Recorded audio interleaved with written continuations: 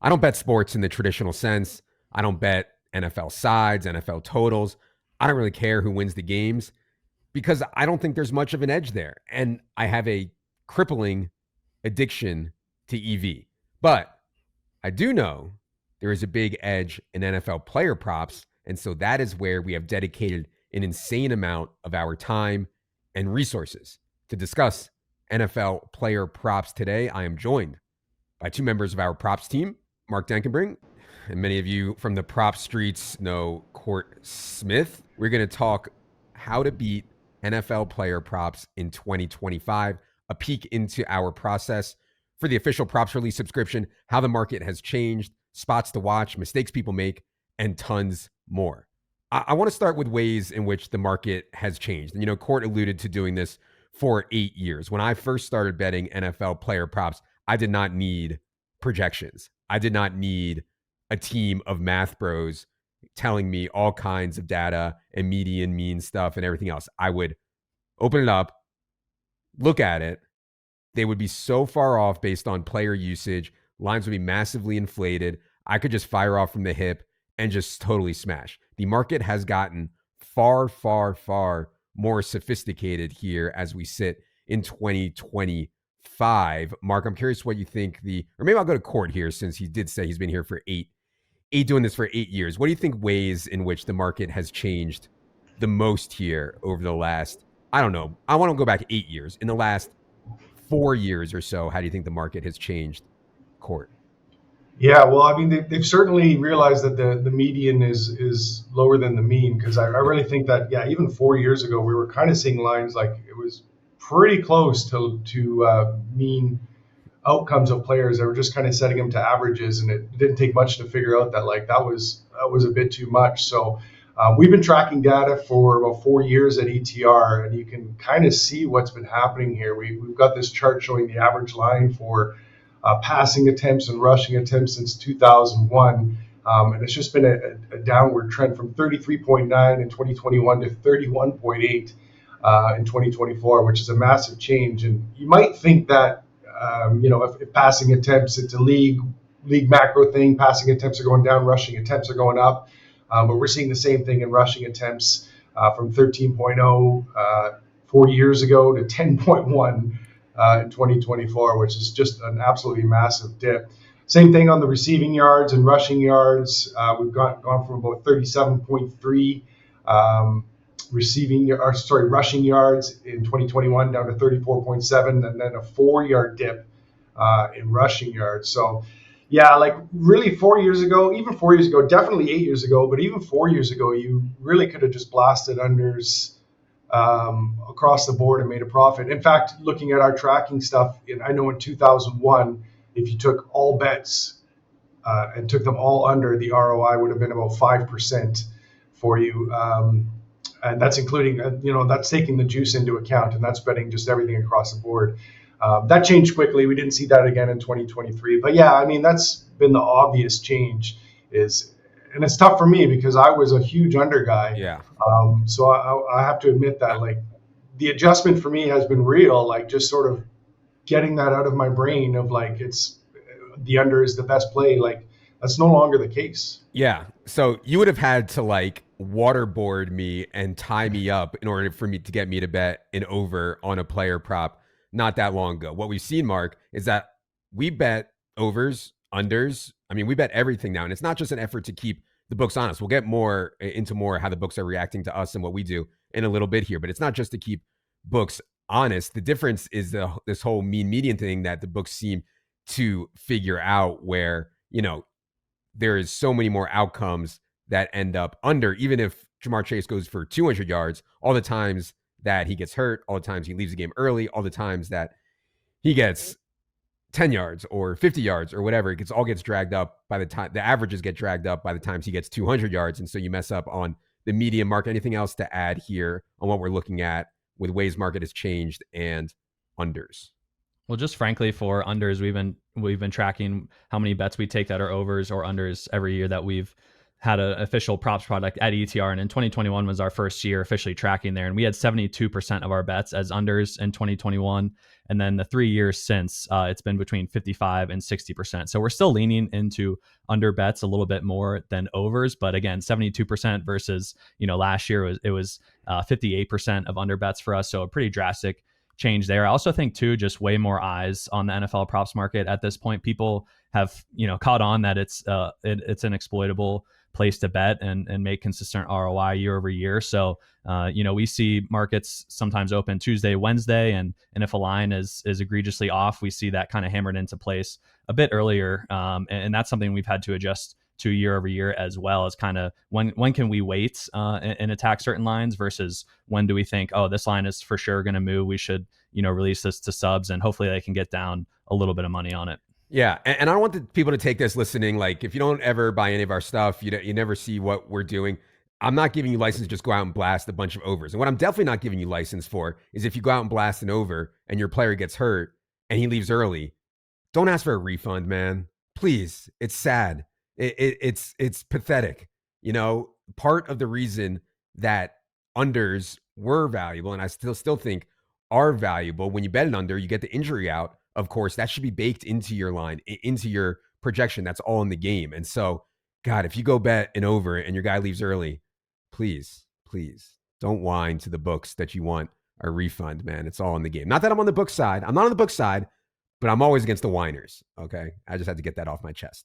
I'm sorry. Yeah. The market opening stuff has been interesting, but like the liquidity is poor on Tuesday and Wednesday, right? So these books, sometimes they'll release stuff Tuesday, Wednesday. You cannot actually bet real money. Most people cannot actually bet real money during those times. We do not bet, these openers, anything like that whatsoever. I will say that once we do bet, and we'll get into days that we bet and everything like that quickly so you guys can track the market and see how we're moving it. But once we do bet, the market's going to move massively. So I'm curious, Mark, if you think there's an edge. Let's say somebody never buys our stuff. We move the market so much. Do you think there's value on coming back on the other side of some of this stuff? Because you'll see if we release something, it could move a line 5 yards, 10 yards, 15 yards, sometimes more. You think there's any value for people out there and coming back on the other side after we've moved this line so much?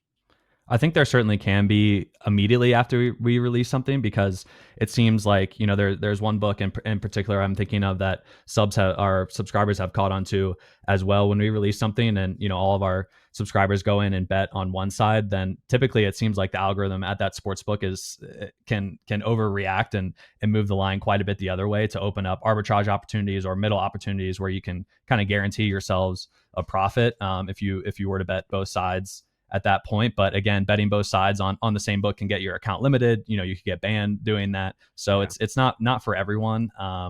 Certainly kind of like a fine line there on how you want to approach it in your account health. But certainly the market moves on our action. I think, again, partially because they just have a high amount of bets coming in, but also historically, over the past 4 years, we've proven that we're winning bettors, and we've gotten some insight that, like, people, they're monitoring syndicate action and ETR action specifically, so they know when the same ETR subs are hitting a specific bet that, okay, this is likely an edge that ETR has over us, and we're going to move the line. And certainly that can open up opportunities. We have action against us at certain points as well. Maybe Cort can speak to that a little bit too. There are definitely bets that we'll make on a Friday, and by Sunday morning the line has come back to its original number, which doesn't make us feel great. But I would say the vast majority, probably 80 to 90% of the bets we release, kind of end up moving towards our direction by kickoff time. Go ahead, Cort. Sorry. Yeah, no, I will say I think the effect has been lessened in recent years for sure. It still happens. But like before I joined you guys, I remember when you guys first came in there, like 2020, I think was sort of like official, unofficial picks. And Matt, some of the line movements were so insane that you almost did have to bet the other side, and like it just didn't make sense. It was so much movement. But I think that we've seen in the last 2 years where you'll see that initial movement right away, or maybe the line will be pulled right away, and we'll have a pretty big reaction initially. But we will see buyback if there's people that disagree with us now, I think, which was something that we didn't really see so much before. And it may have not been that we're wrong. It's just there wasn't maybe enough liquidity in the market to move it back. And now there's so many more people in the market that, like, if there's people that disagree with us, that line is going to creep back. And like Mark says, it usually doesn't come back right to where it started, but it does happen sometimes now. That did happen a little bit last year, which we never saw before. So I think that's pretty interesting that the effect is definitely getting lessened, but I think it's mostly a function of the amount of liquidity in the market. 100%. Yeah. And I will say, I know for a fact that there are people from the books in the subscription, seeing what we do. Show yourself, cowards. Show yourself. Show yourself if you're listening to this. Okay. I want to get into when to bet. So if I was just a regular person, I was trying to fire from my gut, I had no projections, I would be betting openers, right? As soon as this stuff comes out, I would bet it. The problem is if you want to bet real money more than, 20 or $50 or something like that, it's going to be really hard to bet openers. So if you're on a small bankroll, I still think that betting those openers are good. That is not what we do as part of the subscription. Most of our bets, 32% of our bets last year came on Friday.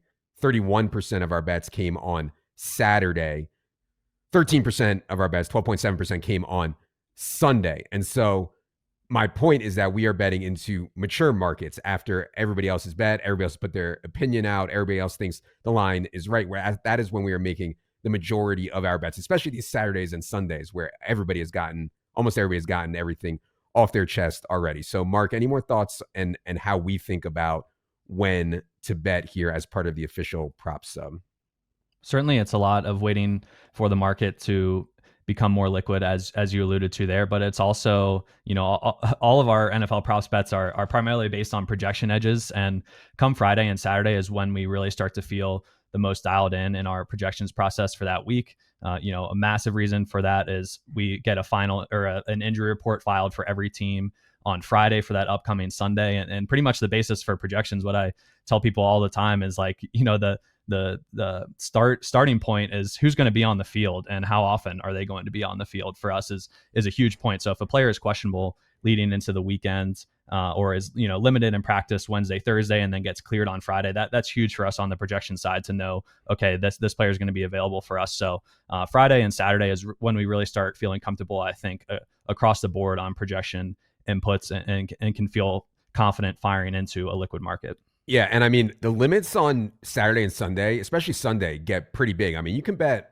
a lot on Sunday. And if you can beat this market, and as you see here, we held 5% on Sunday last year, 22% on Saturdays was the ROI there. That includes juice, of course. And so, if you can win at those times, market actually is way more liquid and lines stay up longer and everything else. That's why we try to wait as long as possible to bet.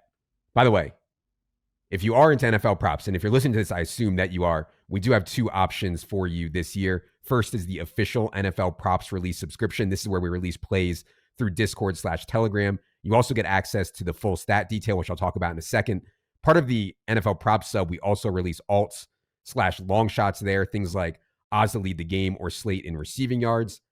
This is not a product for casual bettors. It is very hard to get the lines. Please read the FAQ before signing up. It is a weekly only sub, so you can cancel at any time if you can't get the lines or any other reason. Again, it's all week-to-week subscription. The other option, if you're into NFL props this year, is full stat detail only. Access to exactly what we project for every player in every category. You can take that and use it in any way you want. Props, parlay stuff, your own models, whatever. For more on this, listen to the last solo pod and read all the FAQs in the props tab. For the full stat, note that we do not release that for main slate until Saturday at 3 p.m. Eastern. That is because once we release, the market will quickly move towards us in a lot of spots. And so we couldn't release full stat earlier because we won't be able to get any bets off too many good bets off in the actual official release sub. All right, Cort, anything else to add on when people should be betting, or how you think about for us when we are betting in terms of day of the week, times, etc.? Yeah, absolutely. If you're doing your own thing and trying to do your own handicapping, I mean, just watch for openers and jump in as soon as possible. As far as our end, yeah, I mean, just to kind of give people an idea, I think that the hardcores kind of know this, but for people who are more kind of new, like, it's a huge priority for us to do our best to make sure there is a decent amount of liquidity when we get bets out. Like, honestly, it's such a huge part of Mark and I's job, is just like, we identifying bets is one thing, and then determining whether they're good or not is the second thing, and then the third step is like, when do we release this? Like, okay, we can release it on early Friday morning, but maybe the limits at the best book, which for most people in the domestic market is FanDuel. That's where a lot of people are doing their betting and able to get down with ETR stuff. That's not that helpful for them. So we're kind of towing this line constantly of like, is this line going to move for sure, or is it going to hold until liquidity goes up? And a lot of times we have a pretty good idea, but a lot of times, like, we don't know, and then a lot of times it's for sure this is going to move. So it's kind of that, a catch-22 of like, there's going to be people upset that we put a bet out a little bit too early before the liquidity is great, but it's like, it's kind of this constant push and pull between like, well, if we don't do it, somebody else is. So it might as well be our subscribers that get the value out of that. So yeah, I mean, there's no hard answers there. Yeah. It's one of those things that we're constantly adjusting year to year and even week to week and trying to do our best.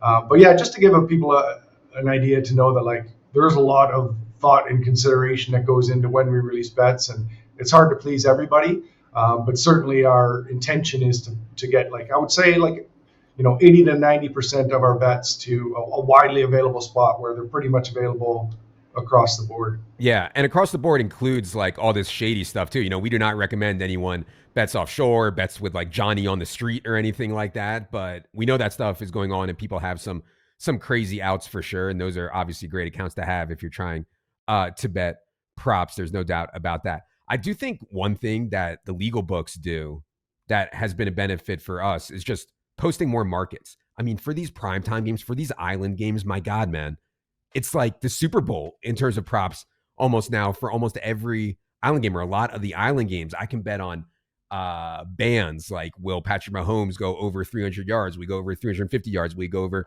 400 yards. I can bet on who will lead the slate in receiving yards. I can bet on who will lead the game in passing yards. I can bet on a million different things. And that is a lot of surface area for the books to cover. Thankfully, we were able to build our sim ahead of 2 years ago, which has allowed us to price a lot of this stuff. And so I actually think some of the bigger edges now that we show in terms of just like straight ROI is in the alt markets. So there are a ton of different markets here.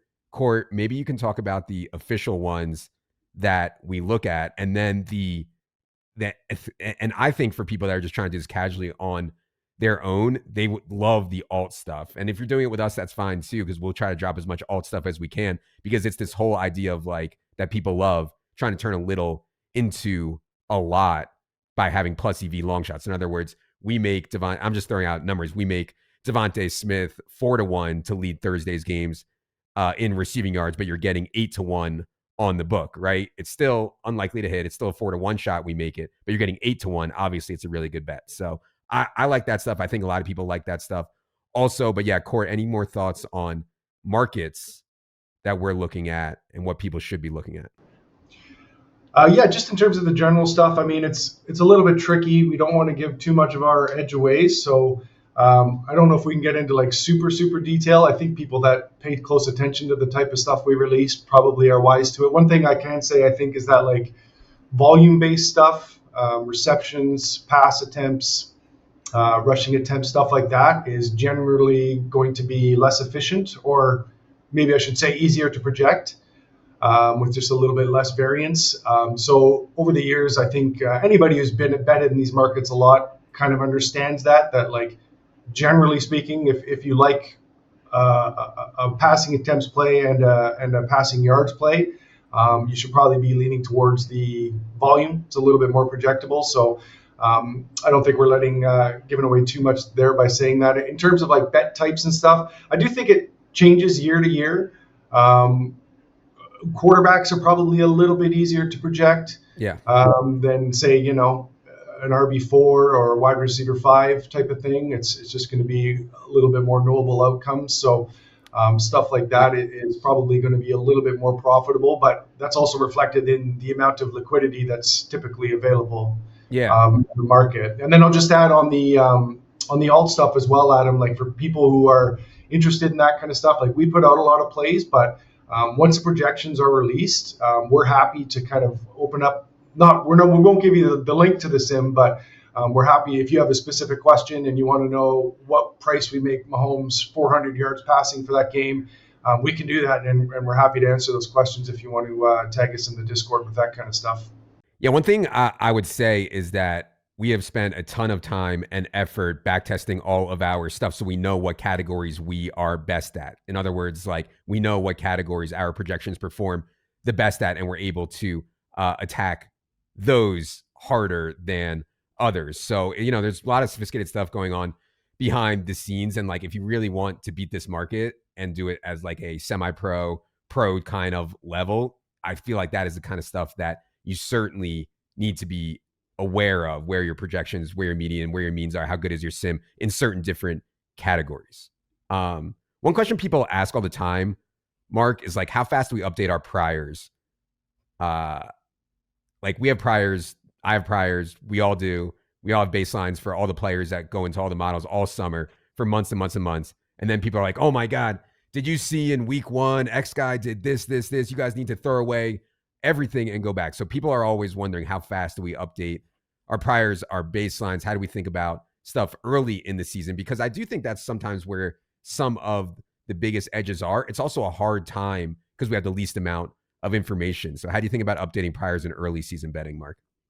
It's certainly a case-by-case basis when it comes to updating priors. I would say for rookies or players that we don't have much NFL data on, we're much more likely to react to 1 week of data. Whereas, let's say someone like Devontae Smith for the Eagles, he's been on the same team his entire career, roughly the same environment with Jalen Hurts at quarterback, AJ Brown at receiver for him as well. Like if he comes out and only has 3 targets in week 1 where we projected 7, it's not like the next week we're going to be like, oh, Devontae Smith, but not going to be as involved this year. Like we should lower his targets input because, we have this large sample of data on him that knows that his median or mean outcome in targets is likely to be, in the 6 to 7 range rather than that 3 range. So, and then it also comes down to playing time a lot. It's not necessarily just like targets that players earn, but week 1 is just massive for us in terms of, okay, which players are going to be on the field. Again, that's the basis for all projections for us. So if there's a rookie wide receiver,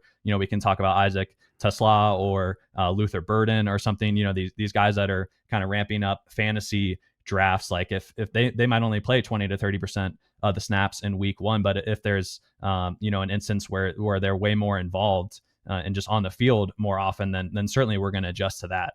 I also think there's, talking through different coaching scenarios. We have, offensive coordinators that are new around the entire league. We're certainly interested to see how like Josh Grizzard and Tampa Bay is going to run things compared to Liam Cohen. And, there are examples all over the league where we're certainly taking that data into account, but we are hesitant to overreact. And, certainly one week of game sample isn't enough for us to like fully change our priors in certain spots. And the coaching thing I think is a good point. Like we have the Vikings less pass happy than they've been previously, but we still have them pretty pass centric. There's some outcomes I think where they say, you know what, let's just go super run heavy here. We have really good defense, really good offensive line. I don't think that's the likeliest outcome, but like things like that, I would be updating priors for quicker if on the coaching tendency stuff.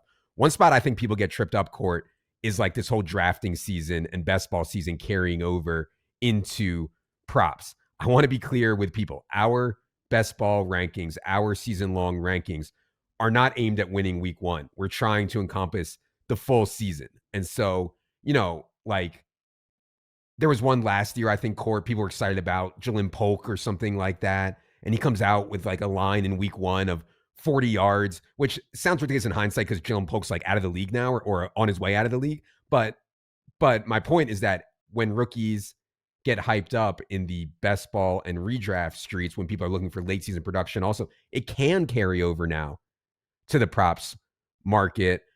Early season's been an interesting time, Cort. Anything more to add on betting NFL props early in the season, let's say the first 1 to 3 weeks? Yeah, it does seem that way. Especially in the last probably 2 years, I think just the best ball content has gone so crazy and got a lot better. And I think people have really started to realize like how important getting those rookies on your team is and how they're still continually undervalued. But that value is really kind of backweighted. You know, you're getting those guys for what they can do in the back half of the season when they get going, get a few more opportunities. So yeah, just that's interesting. I mean, it's one of those things that it's something I've noticed in the last few years, but like things change so fast, right? So it might not necessarily be true for this year. So yeah, you brought up Jalen Polk. That was kind of the classic example. It was 35.5. We played that under in week 1.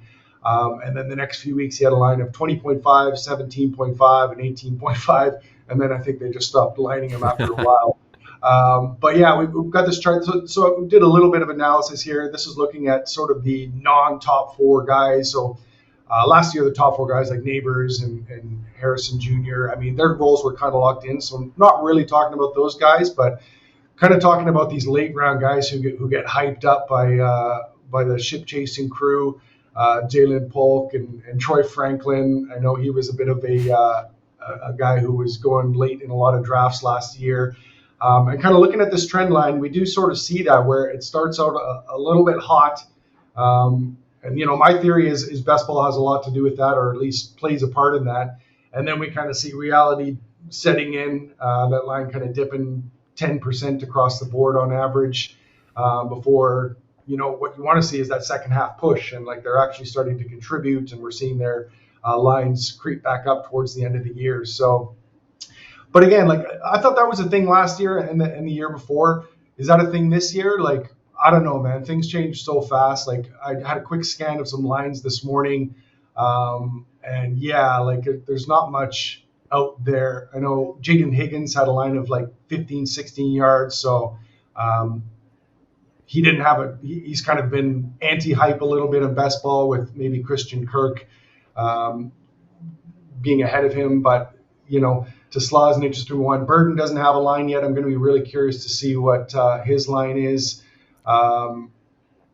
Pat Bryant has quite a low line at 16. So that might be a guy where, I don't know, maybe last year, like that line was like 25 or 26. And maybe now the books have caught up to it. I don't really know. But I do think that's interesting. It's just an example of like, you know, the macro of these markets and how things are always changing. And you can't really assume one thing year to year that's going to carry over because, you know, the books do get tired of losing and they're learning too and adjusting. So it might not be the case this year as well, but I do think it's something to keep an eye on. And it's a spot where if you have if you have a strong take, you know, there might be some edges there for you if you think you know a little bit more than what the market does currently. Those because everybody's kind of uncertain, right? Yeah. The books are guessing to some degree. We're guessing to some degree. So if you have a strong take there, I do think there are some edges early in the year. So if you for sure, if you listen to the solo pod, somebody asked a question about early season DFS, and I actually thought that like early season DFS, week 1, week 2, is some of the best times to play DFS. I'm not sure I feel that as strongly about that in props, Mark. Like we are going to get better and better as it goes on, and like the uncertainty of week 1 when you only get paid on like a -110 or a -105 or a +110 kind of line, you're not benefiting from the uncertainty as much as you are in a DFS tournament where you lean into being contrarian early and you get paid out 20x or 50x or 100x or God forbid 1,000x. You know what I mean? So I think for anyone trying to get into props, it's not necessarily better to bet early in the season. But yeah, Mark, any more thoughts on early season stuff before we move on here?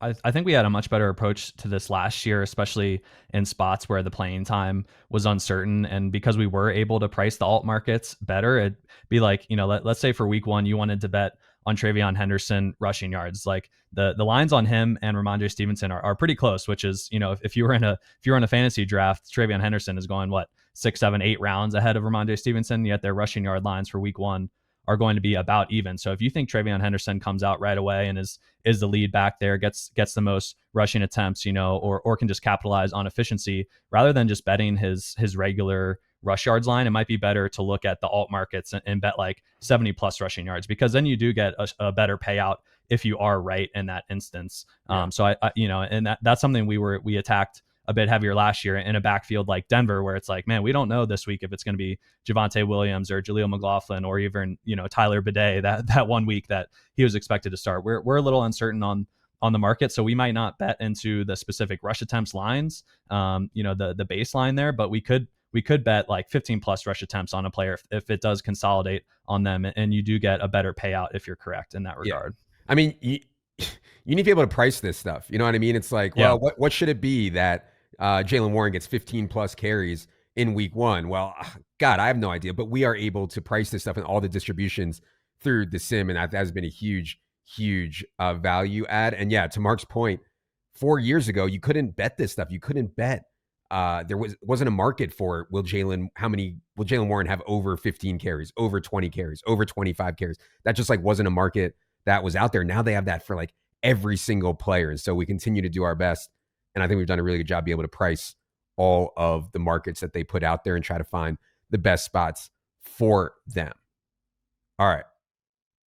Couple of small things that I wanted to note. So if you are a professional, your ROI is not as important as your volume. And before people freak out, let me try to explain here. Would you rather go over the course of the year, the whole season, 10-1? You have the best win rate in the history of the world, but you only won 9 units, right? Because you only went 10-1.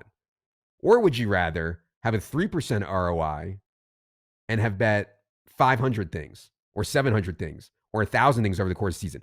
If you're a professional, your goal is to win the most dollars possible, not be able to go on Twitter and brag about your win rate. You're trying to win actual dollars. And so most professional bettors that I know will bet down to a 3% edge. In other words, their goal is to bet things that they think are 3% or better. Our threshold is higher for this to leave ourselves some buffer room. But Mark, how do you think about, and how do we think about what kind of edges we should be betting? You're always trying to balance ROI versus volume. The more volume you get, as long as it's plus EV, is going to lead to more raw dollars as long as it's plus EV. So Mark, how do you think about that whole concept?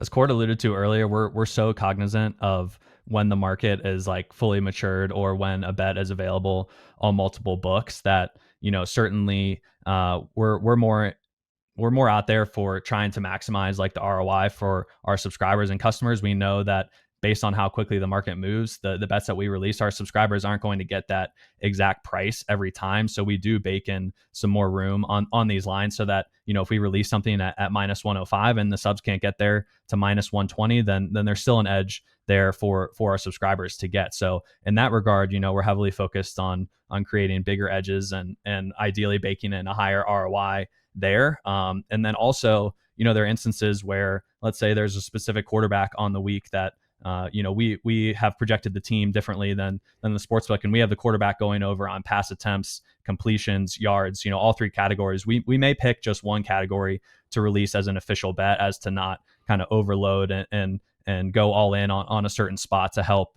our ROI there and not be as aggressive. Whereas if you're a professional and you think, strongly enough in those edges, you may just kind of hammer the whole market across the board there. So I think with us, kind of running a business with subscribers here, we handle it quite a bit differently than if we were to be betting these things just on our own. Yeah, for sure. Another concept I just wanted to talk about here quickly, Cort, is the alt long shot, like what to expect. I want to be clear. Our record on alt/long shot bets last year, we had 38 wins and 222 losses.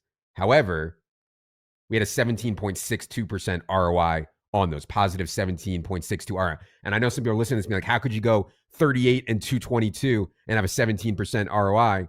Most stuff that we're betting, or some of the stuff we're betting, is 50-1, 30-1, 20-1. Some stuff was 4-1, 8-1, but a lot of stuff was really long also. And so if you are into betting alts/long shots, A, you need to be able to tolerate a lot of losses, right? And B, you need to size down your unit size like I don't want to go and bet the same amount that I would on a 50-1 shot as I would on a minus 110 bet, unless I had like all the money in the world. If I was like Bezos, then yeah, I would just bet the max on everything that I possibly could. That was plus EV. If you were trying to maintain a bankroll, you need to size down on your alt/long shot stuff. So, Cort, any more thoughts on handling the alt long shot stuff as someone who is a professional or aspiring serious casual bettor? Yeah, I mean, I think it just comes down to sizing and an understanding of the type of markets that you're betting into, and managing your expectations. As far as sizing, like we track everything to win 1 unit, which most of the time is like quite conservative, I would say. I don't know if there's a lot of professionals that are doing that, especially if you know that this is a market where you have a pretty substantial edge. So we just do that for simplicity's sakes. But and let's face it, a lot of times these, like on DraftKings and stuff, like you're going to take what they're going to give you, right? Like you're not going to get $200 down on a 50-1 at a lot of domestic books. That's just the way it is. So a lot of times the sizing kind of takes care of itself. But yeah, I think it's just important to understand that, like you say, you're going to lose a ton. You're going to have like a lot more losing weeks than winning weeks. But if you're managing your bankroll properly, when it comes to this, then you should be fine over the course of the season. And I know that we track to just 1 unit, Yeah. But Mark, maybe you can speak just quickly on for people who don't want to do that, like what maybe sizing they could be looking at across different odds.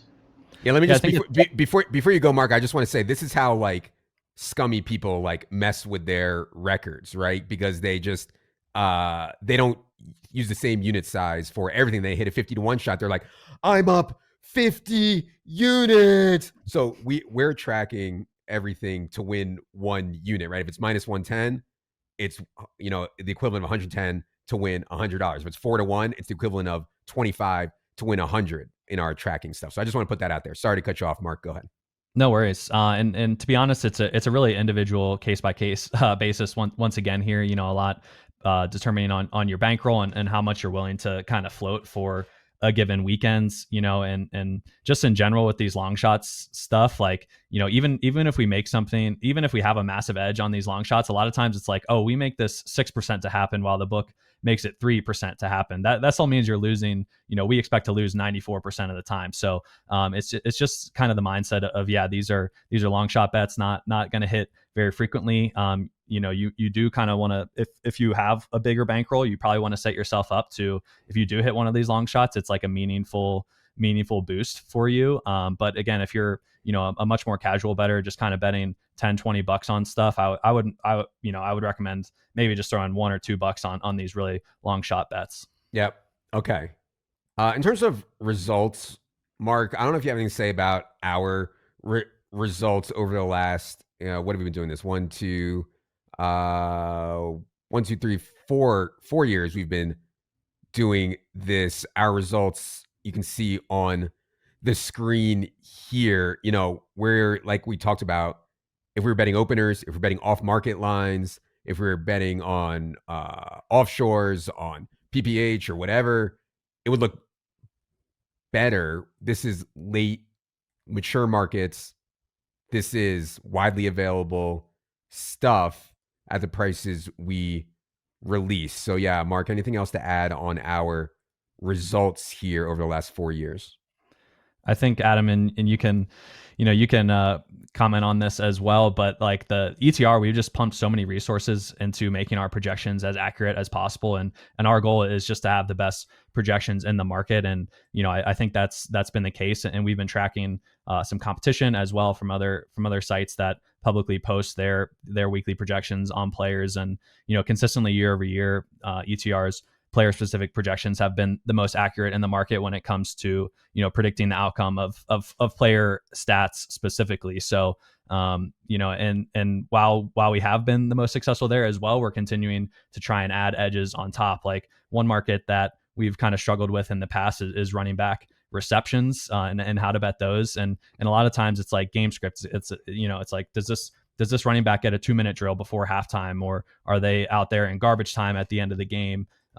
Do running backs get targeted more against man defense or zone defense?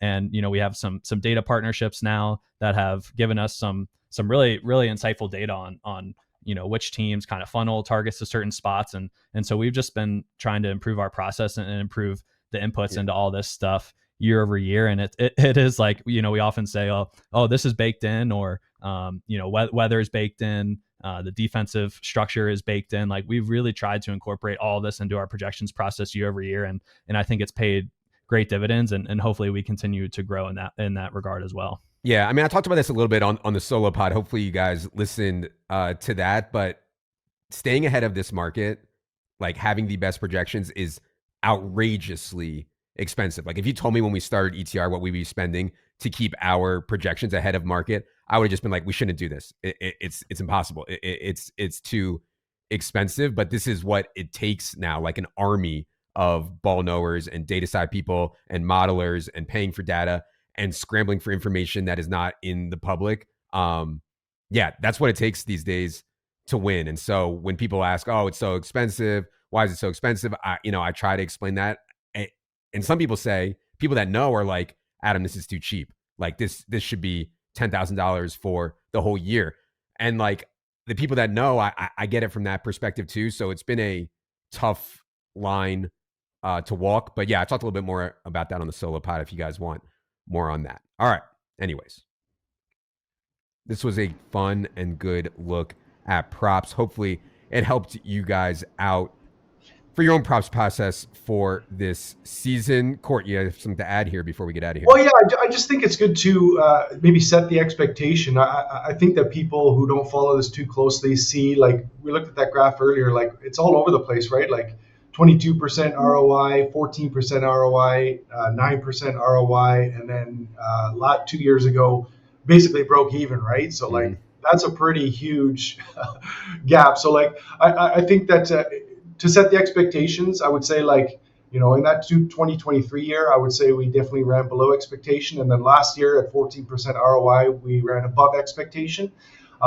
Realistically, you guys can tell me if you agree or not. I would say our expectation most years, or in a normal year, or if we ran this, if we simmed out this year 100,000 times, probably in the 6 to 9% ROI range. I think that's probably like a fair window that we're aiming for. And then where we finish, and that's back tested, right? Like, that's based on data. If we look at historically what we're doing, I think last year, if we would have bet everything beyond a certain EV point, we would have hit right about 10%. And I think our projections were awesome last year. So yeah, maybe like 10% is on the high end of what you should expect. Of course, in any given year, it's going to, have a real range. But yeah, I think like 6 to 9% is something that you can probably make as a realistic expectation if people are wondering sort of what that expectation is.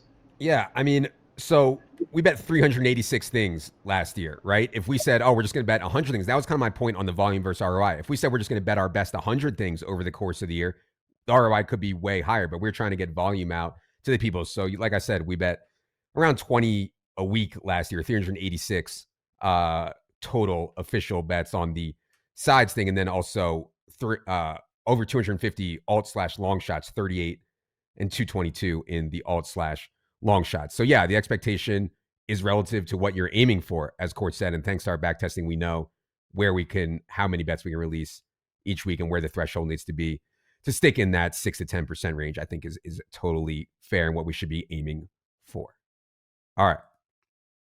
Be sure to follow these guys on Twitter. Actually, Cort's Twitter got hacked. So I'm on Twitter and I have Cort on one of my primary lists, and I keep seeing every morning it says Cort Smith, and all he tweets is hey, and then hi, and then like hello every day at like the same time in the morning. And I thought, that was just Cort's like in Acapulco or something. Just yeah, I thought that was actually him. And then he tells me he actually got hacked. So anyways, Cort, give the people your new unhacked Twitter address. Yeah, brand new account at sidecort_. So SIDECORT_. So hoping to be posting there throughout the season. Okay, sidecort_. Mark, tell the people where they can find you.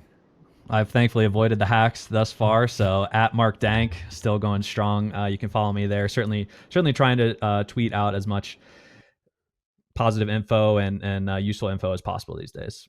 I don't understand that hack. Like, they hacked you so that they could write hi and hello on your account. I wonder what the end game is there in terms they're going to start posting like political stuff, or who knows what the end game is there. But I'm going to keep following Cort's hacked account to see where it goes. Let's see where it goes. All right. It'll be interesting.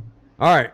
If you're interested in the prop stuff, head to the props tab on ETR. The FAQ for both full stat and the official prop sub are both in there. For Mark, for Cort, producer Luke, producer Ryan, I'm Adam. Good luck, everybody.